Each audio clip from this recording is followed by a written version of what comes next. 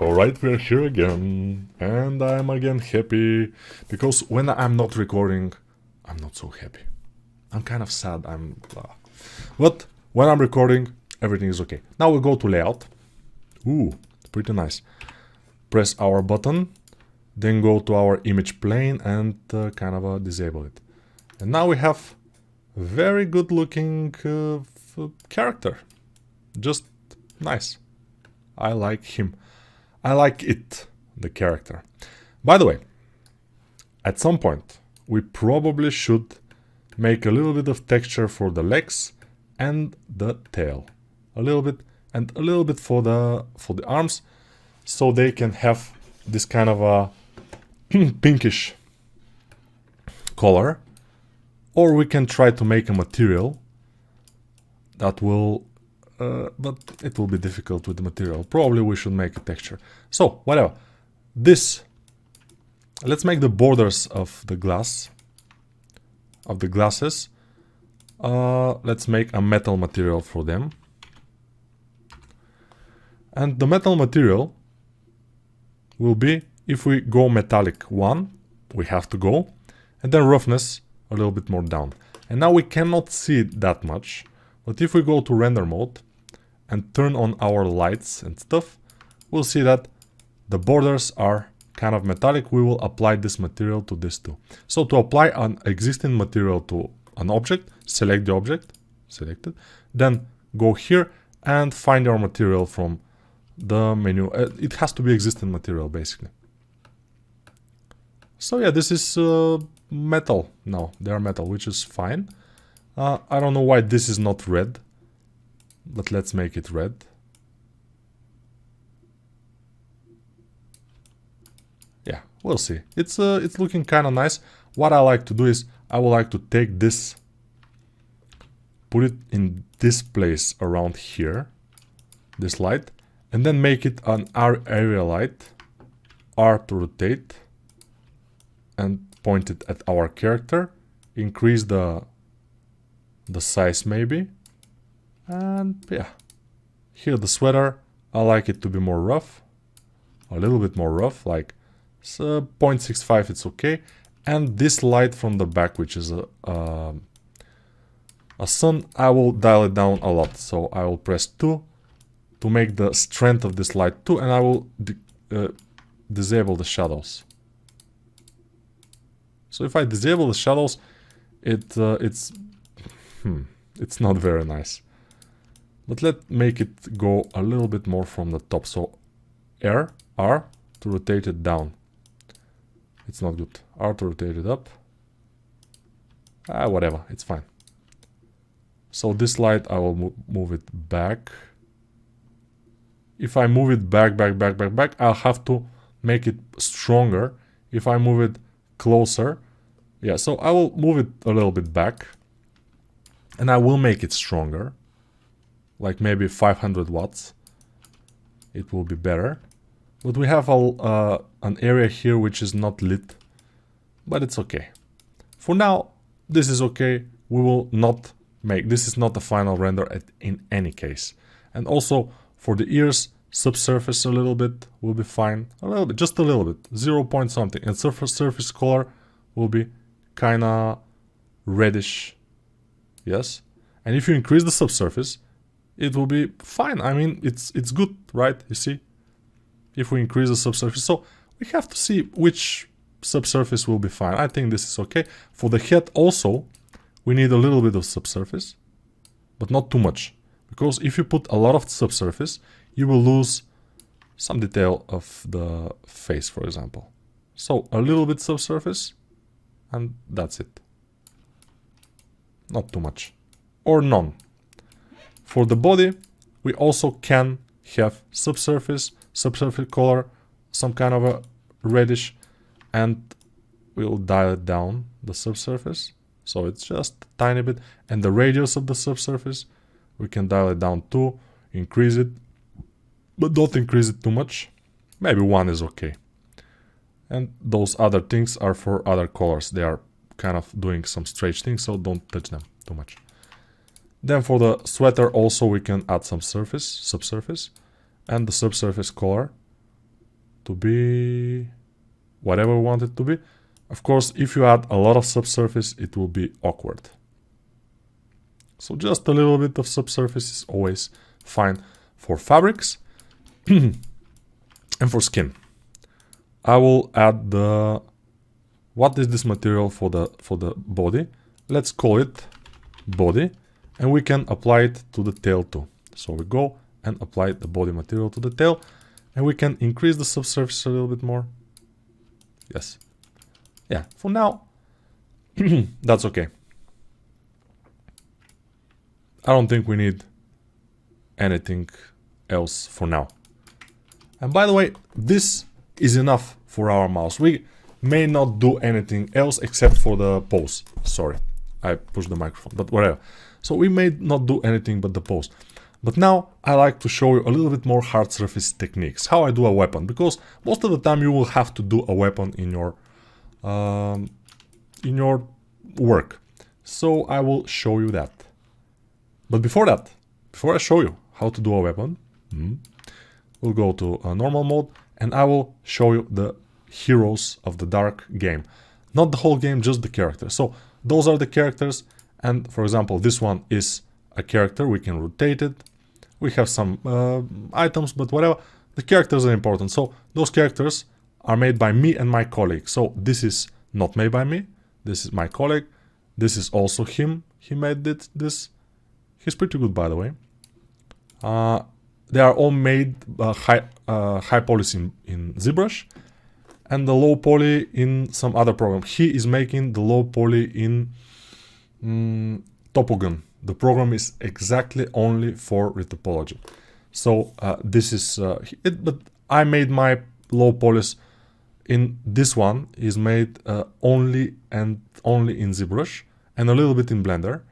I mean, I made the high poly in ZBrush, low poly in ZBrush, UVs, basic UVs in ZBrush. Then I fixed the low poly in Blender.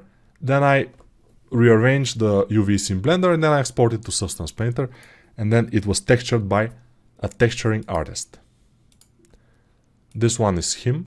He made that, also very nice. The hair is very nice, stylized, pretty good. This one is made by me. Of course, this was a very nice concept, and when you have a nice concept, most of the time, if you're a decent artist, the model will be fine, will be nice. This one I made, but I may say the concept was not so nice, and I'm not super happy about the model itself. This one is made by Joro, my friend and colleague. This one is made by me, and I probably haven't put enough polygons on the biceps, so now it looks a little bit squarish, but still, you know, the sword and everything made in ZBrush. This one also is by me, very nice concept from our lead artist Evelyn Trifonov. You can check him out in ArtStation, by the way. He has a lot of, I mean, not a lot, but very nice drawings. He's a very good artist. This one is from one of our Romanian colleagues from Gameloft.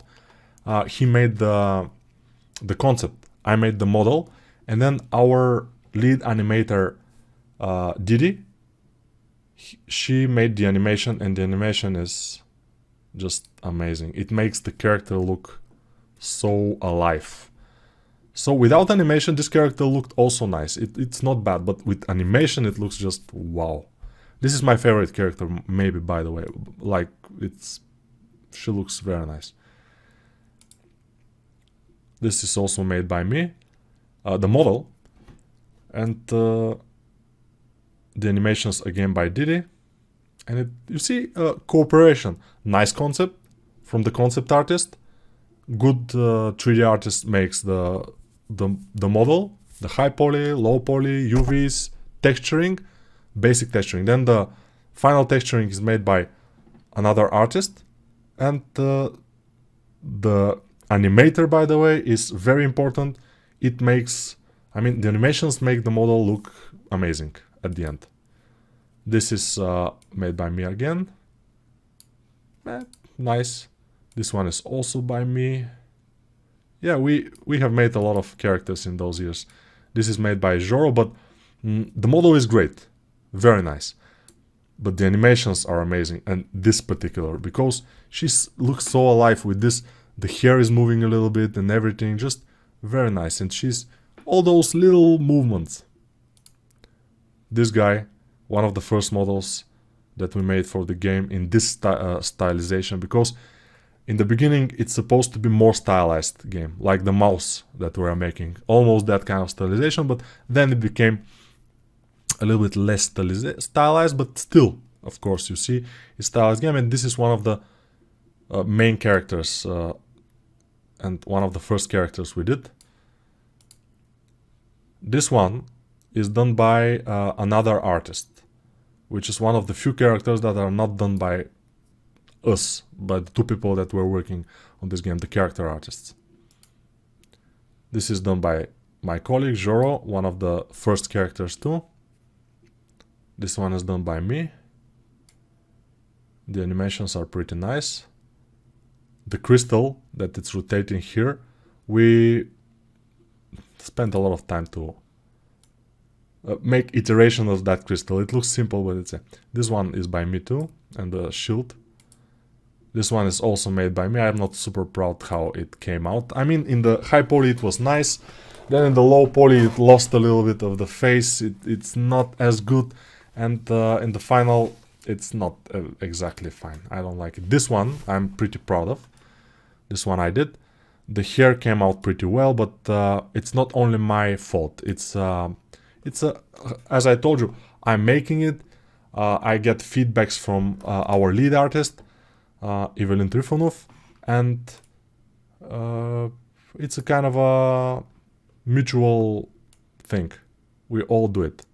But in the end, the concept was pretty nice. I did the high and the low poly, and the animations also are nice. He's opening the mouth and the eyes are moving and he's blinking. A lot of things are making this character look more alive. This one is from Joro. This one is from Joro 2. This one is also looking very alive. It's like, you know, she's like moving, breathing. Looks like a live character, very nice. This one is from Joro. It's a little bit strange because she's upside down. This one I did.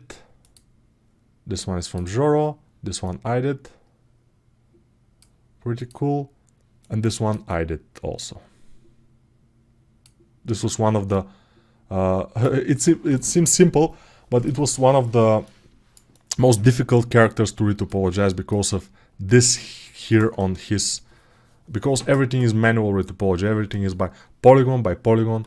I put on the character and his weapon, we may say. This one is by Joro, one of the latest characters that he did. And this we start from, beginning. So, I've shown you this. Now, let's go to the sword. How do I start to make a weapon or any prop? I always go and add first a mesh, which is a cube. Cube is a good mesh to start with. So, then we absolutely immediately go to edit mode. And then we move it upward. And we lost it, but it's here. So I will hide the camera lights, we don't need them, and we will go and go to the cube. So now this cube I will make it a little bit like this, and then like this. I will resize it on the red axis and on the blue axis. So now this will be the thing. So I like to put in the middle, to put something like a edge loop. So Control R and double click with the left mouse button. And we don't see my mouse. Again. Like always. But now it's there. So double click, we have this in the middle, the line. Behind me is the window. We can increase this, decrease it, but we don't need. Okay. So now what I do most of the time, I will, in this case, select this edge, not edge, this plane, this, how it's called, face, this face, and press Ctrl plus to grow the selection, then press X and faces to delete it. Then I will go to the modifier tab, which is the wrench here, and add mirror modifier, and I'm ready to start. So you see, this doesn't look like much, but we can do everything from this stage. It's pretty simple. By the way, it will be easier if we delete also those edges. So I will double click here with face selected, face here in the top, you see, I'm selected, the face is selected, and I will click on the edge here, like this, and it will select those faces. I will press X and delete them. And now we have only one face, which is kind of okay. We can work with that. So I will go to the side mode. So either I will press the tilde key and go to the right, or I will press 3 on my keyboard, and then I will go to vertex select and start with G to move it. It's very important to move it only from the side view, because otherwise it can get a little bit strange. So Control R to add loops. So I will add with Control R 3 loops. I don't see them because we don't have wireframe selected. It's good to have wireframe selected for in this case, and I'm not sure why those wires are not visible. Because we are from the other side. So let's press Control 3 on the numpad. Oh. So 3, Control 3. We still... we are seeing it. Okay, now we're seeing it. Now, Control R, double click. And here, Control R, double click. And now, I will go this down. This also have to go down. But here we have a lot of polygons, obviously. So I'll press 2. And I will press X. Select one of those and dissolve edges. Now select another and dissolve edges. Now select the other and dissolve edges. And now we don't have any more. So I'll press Control R and double click to have one. And this can continue to make our cleaver. So I will make another edge loop, but in the middle. And basically what I'm doing, now I will select this edge at the end and press E and extrude it. So you see, this is my cleaver, and it has a handle already. So we're okay.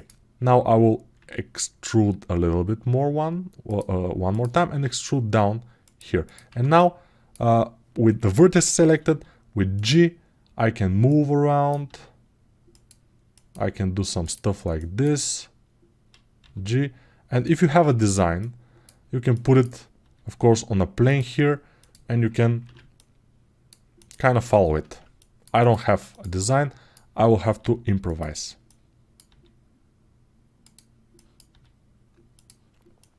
The same way, you can put it as we put the mouse. Okay, this could go like this. Of course, this could be shorter. And we can make a little bit of a curve outward. This could go with G like this. And of course, for the blade, it will be here. I mean, the sharper part will be in this area, like this. Maybe it could go like this. Yes, why not? Okay, I think it's fine. I will add one more Control R. And just making it, oops, not like this, making it work. Maybe this handle is too big, so I will scale it down. With G I will move it like this. We can later, of course, scale it. It's not a big issue. Press G and make our design of our weapon. Whatever it is. It could be a knife, it could be whatever.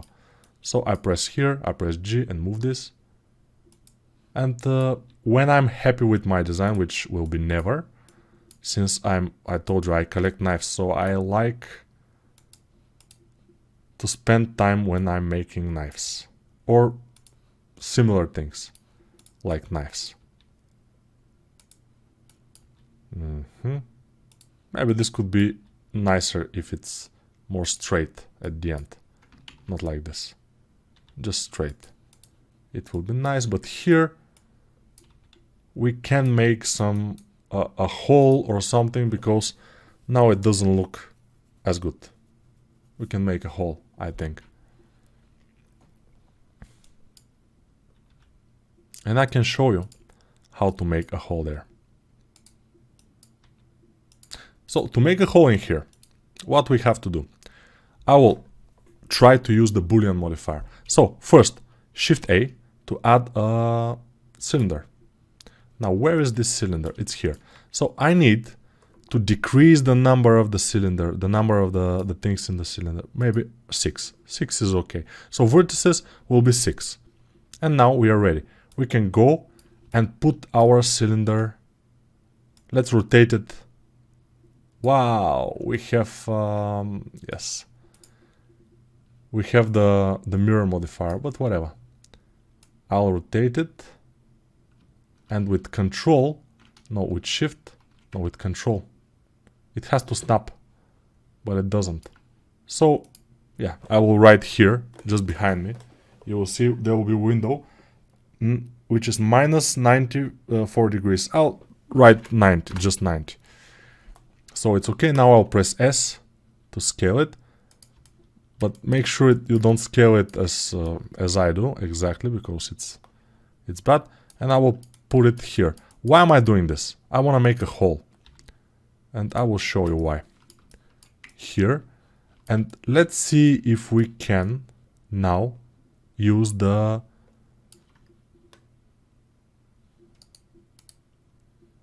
Boolean modifier.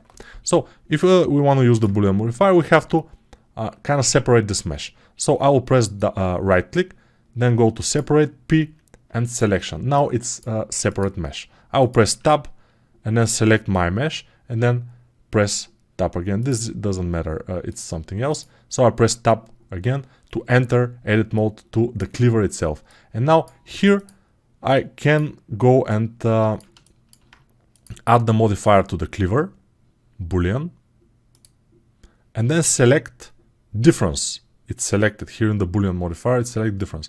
And I will select the eyedropper and select this. And it should kind of do it. Let's see. Ah, it didn't. Why it didn't? But it should be doing it. Yeah, sometimes it's just everything is stuck. I don't know why. But let's go to this Boolean and let's press tab to go in it. A, mirror, delete the mirror. Ah, that's why. And we will just move it here. And hopefully when we deleted the mirror, we go to tab, go to this, tap again, and press this. Oh, it doesn't work again. So let me delete it and then add it again as a modifier. So cube 2, operation tab, object, okay, difference, union, intersect, difference. It doesn't work probably because this doesn't have... It's interesting. G 3A. It should work since it's a Boolean operation, but it doesn't do anything much. But I think we have a hole. So if I apply the Boolean modifier, we have a hole. So yeah, basically we have a hole. It's fine. So now we have to connect this hole because these polygons here are pretty bad. So we have to connect the hole. And it's connected at some point, but not exactly. So I will grab this and M at last. So I will connect here. Because if I put at center, this will disturb this whole thing, which I don't want. Then I will connect this and this with J. Then I will connect this and this with J. So I'm shift selecting those and pressing J. Then this and this with J. By the way, this I don't like to do it. I will do it a little bit differently. And also this one and also this one. Because those polygons will be bad if we connect them this way. We don't like that. So what I will do is K to cut. I will cut from here to here. And then right mouse button. From here to here, right mouse button. From here to here, and then to here, right mouse button. From here, probably like this could be a little bit difficult, but I'll press through here. and here, right mouse button, and here to here, right, here, down, and like this, right mouse button. No, I don't like this. Maybe from here to here, but let me think. Okay, this will be fine for now. Then I'll press enter. It will be accepted, and I can delete this one, edges. This and this edge, I can dissolve them. So X, dissolve edges, and this is not exactly what I meant.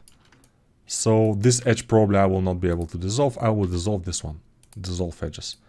And this one, we will leave it for now to live. So this hole that I made here, what did I make? I can scale it a little bit. And I made it so this could be put on the wall, I mean the cleaver. Yeah, I know it's a little bit strange, but it should work. Now, probably, let me think. We can do something here. We can double click and press F. Double click to select the whole area and then fill it. Why do we want to fill it? I will tell you why. Press 3 and select this fill, and then press I to insert. No, insert. This is yeah, this is I'm not sure what exactly is this. In something. Yes, but with I. This is with I. Yeah, my English is just making problems for me. And this is to have a better hole in here. Then I can erase the faces, and I have this. And then if I want to make thickness, I will go select the whole area, shift double click, shift double click, and shift double click until I select everything.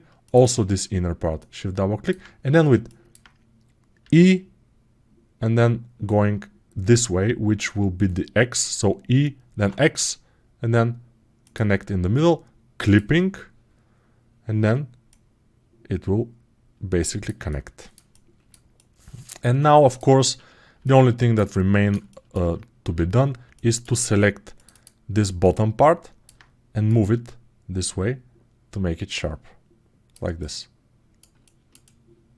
And that's it. We have something like a cleaver, and this will be it for this video. We will continue to make a handle and other things later, because now we are too much away from what this video should be. This should be like 20-25 minutes. Now it's 27, so yeah. Bye for now. See you later, alligators.